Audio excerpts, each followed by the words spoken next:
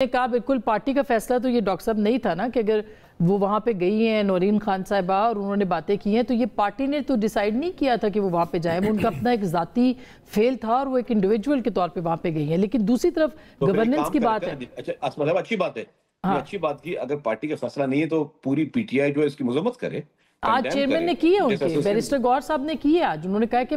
مجھے کہا تھا تو میں نے کہا کہ آپ خان صاحب سے بھی دور رہیں اور اس سے بھی دور رہے، پی ٹی آئی سے بھی دور رہے، انڈین چینلز کو انہوں نے کہا کہ انہوں نے خود یہ جواب دیا۔ آپ اس پہ نہیں، آپ دور رہنا الگ بات ہے لیکن اس کی مذمت کریں۔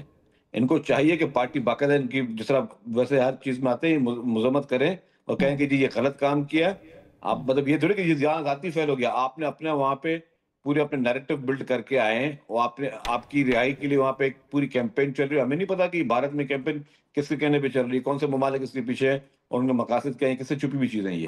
اب وہ تو عمران خان صاحب کی صحت سے متعلق تھی نا افواہیں، ظاہر ہے کہ وہ تو اگر ملاقات ہوتی تو افواہیں بھی ختم ہو جاتی، پھر اس کو کلیریفائی بھی نہیں کیا گیا۔ ڈاکٹر صاحب آپ کے پارٹ پہ گورننس کی بات ابھی کی سید علی ظفر صاحب نے،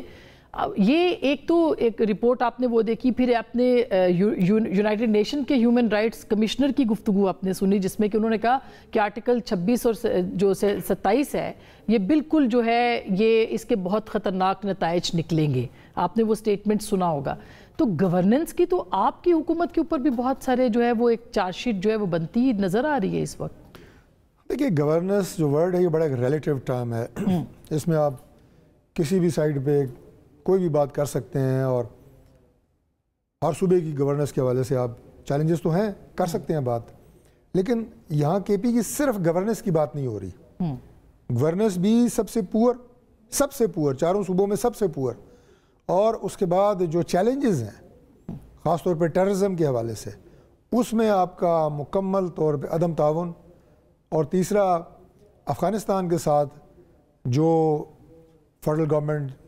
اور افغانستان نہیں صرف افغان طالبان رجیم کی میں بات کر رہا ہوں، نہ ہم افغانستان کے خلاف ہے نہ افغان عوام کے خلاف ہیں، اور جو یہاں پہ افغان موجود ہیں ان کی وجہ سے جو غیر قانونی طور پہ let me correct my self غیر قانونی طور پہ یہاں موجود ہیں ان کے حوالے سے جو گورنمنٹ کی پالیسی ہے